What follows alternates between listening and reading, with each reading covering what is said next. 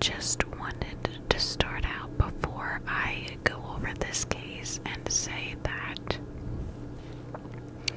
I have taken notes on a total of three different cases for this state. This being my first, and I keep coming back to it. I don't know what it is about it, but I decided I'm just gonna cover this one instead of the other two. So basically we're just gonna go ahead and jump right into this case. If you guys hear any movement, that is my dogs. They are hanging out next to me today, which they usually don't do when I'm filming, but it's their house too, you know. So this case is going to be out of the state of Oregon. And it is the case of Ashley Benson. Now basically a little bit of a background on Ashley. Ashley was very petite. She was very tiny. She was a mom. And she had a little boy who she loved very much. She had a pretty rocky relationship with her ex-boyfriend, and his name was Ray. It's not the father of her son. This relationship came after her son was born. Her parents were not too keen on him, but she is an adult and she chose to stay. Now, as far as the father of her child, he did help her out financially.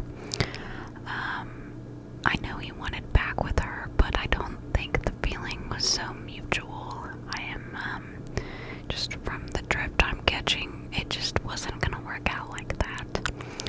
So, anyways, into the case.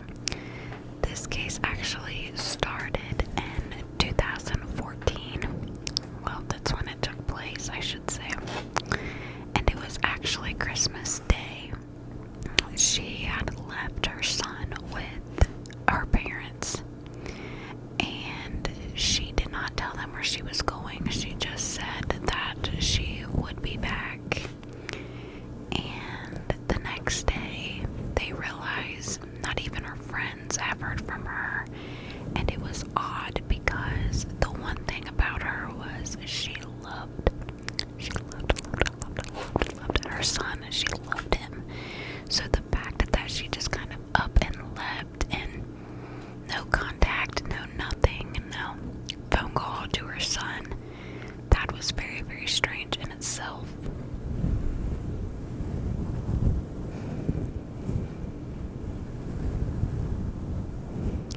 There was a hotel that was nearby. I'm not too sure how close it was to her family's house, but I know it was nearby. The housekeeper there had actually found a body in the stairwell of the hotel, which is not something that happens every day. And this is actually something that happened on Christmas. So when housekeeping finds the body, they obviously contact police. When the police get there, they notice a few things right off the bat. No ID, no purse, no money, nothing. There was no cameras that were located around her. So unfortunately, that was a big hit in this case. And they did notice that she did have freshly done nails, and one of them was missing. So of course you want to kind of keep that in the back of your mind if you are investigating a case, is maybe somewhere along the line you're going to find that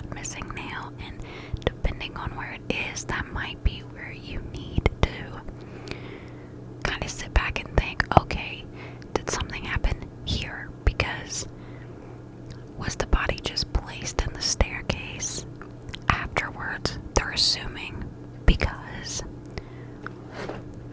first of all, the nail's missing, and second of all, there was no signs of struggle or anything in the stairwell. She did have marks on her neck, and it was kind of apparent to them that strangulation could have been the cause of death.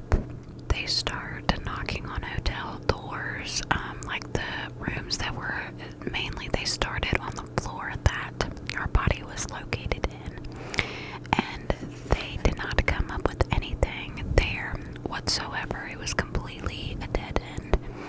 So then they go to speak to her ex-boyfriend Ray, who was known to be pretty abusive at times to her, mentally and physically. So that's something that obviously puts some red flags up for him and could make him a suspect in this case. He informs them that she actually was seeing a different guy by the name of Chris, and that he lives in Seattle, and that they've been seeing each other for a couple of months.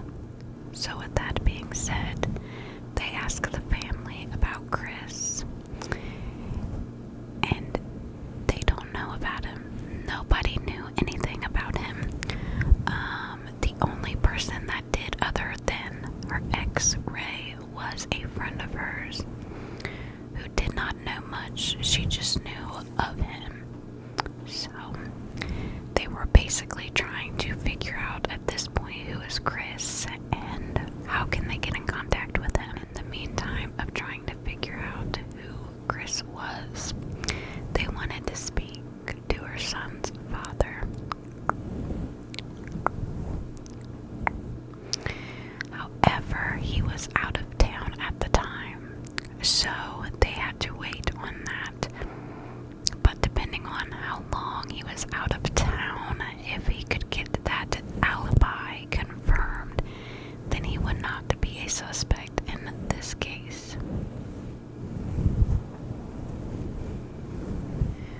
When they were talking to the people at the front desk, they said somebody kept calling for Ashley, and they did not leave a name, so they had no idea who the caller was.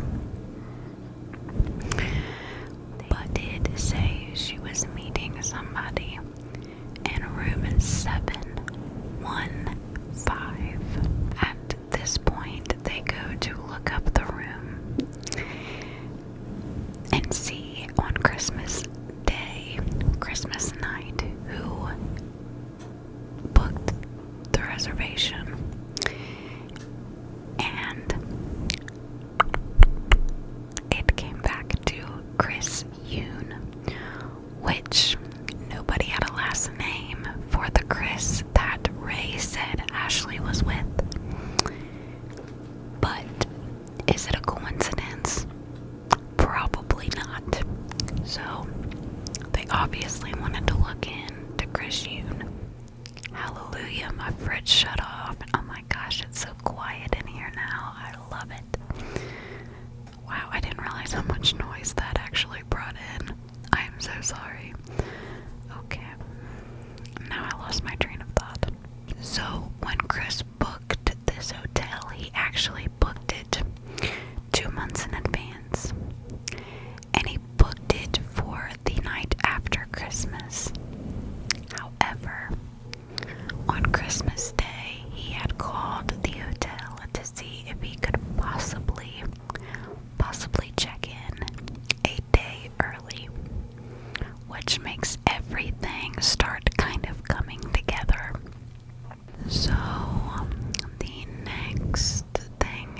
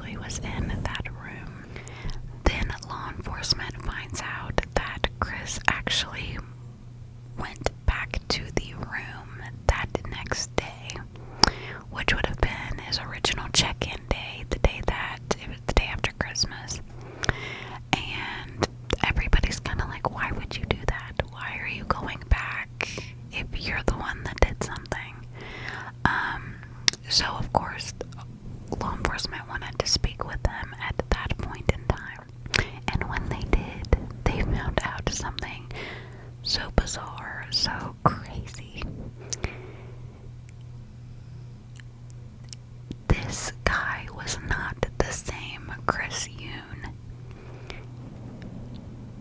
They were two totally different people, so at this point, they needed to figure out what was going on. Which Chris was she seeing? Which one is real? Which one is not? What exactly is going on? Because that's not something that happens every day.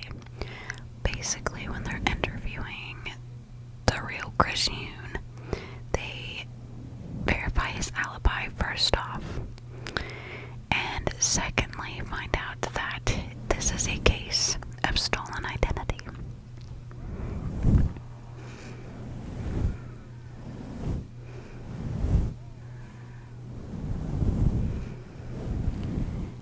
There was a guy by the name of Tai Yoon. I think I said that right. And his address was almost identical to Chris Yoon's address. And he was actually using Chris's name. He would go by Chris and have, I think he said that he would have mail that would come to him in his name, but he never ordered it. It was not for him, it was for the other Chris Yoon, which is not actually Chris Yoon. So basically, when he came back to the hotel, when they thought that he was the one that did this, he was not doing anything wrong, but coming on the day that he had actually booked the hotel. Which is crazy to me how this guy even found out. I know that they lived in Seattle and they had almost an identical address, but I have no idea. There's just a lot to this that I'm not understanding, but it's so crazy at the same time, if that makes any sense. Basically, they find him and they arrest him, and the first thing he says is, "How did you find me?" Well, if I didn't do anything wrong, I would be like, "What are you doing here? What the heck is going on?" But that's not what he said. He claims that he met Ashley on Backpage a few months prior, and they got together in person roughly around 10 times. And then he tries to say that Ray, her ex, was pimping her out. There was nothing to back that claim up. He says that she was an escort, which there's no way to verify any of this, really. It was basically hearsay.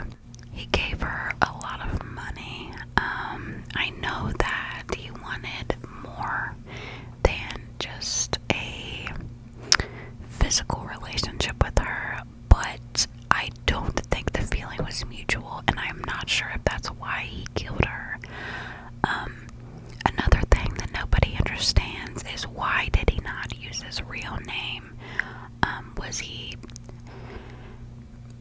hiding the fact that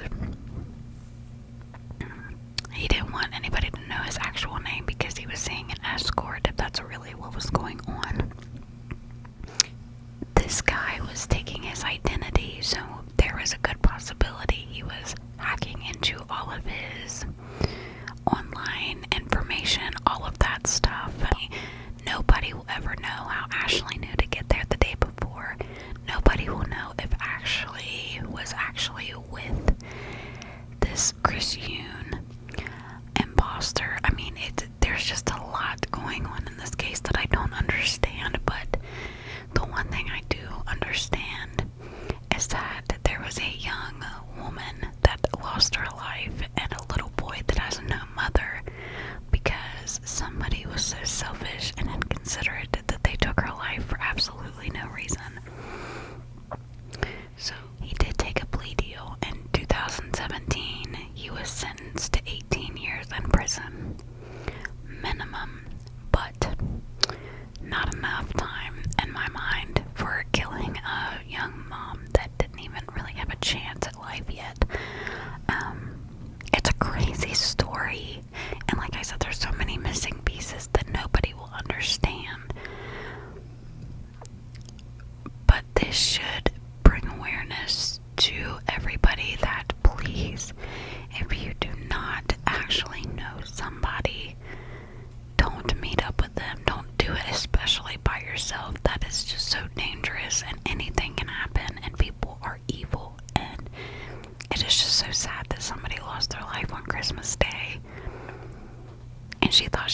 go home to her baby. So, I mean, it's heartbreaking. It's absolutely devastating. So if anybody else has any information on this case, please feel free to let me know, because my mind is so, that's kind of why I wanted to cover this case. My mind is so confused as to what could have possibly actually happened. Obviously we know who killed her, but the fact that there's two Christians, one stole the other's identity, like there's just a lot going on. Was she seeing? Which Christian was she actually with? Like, I'm mind blown. I don't understand any of it.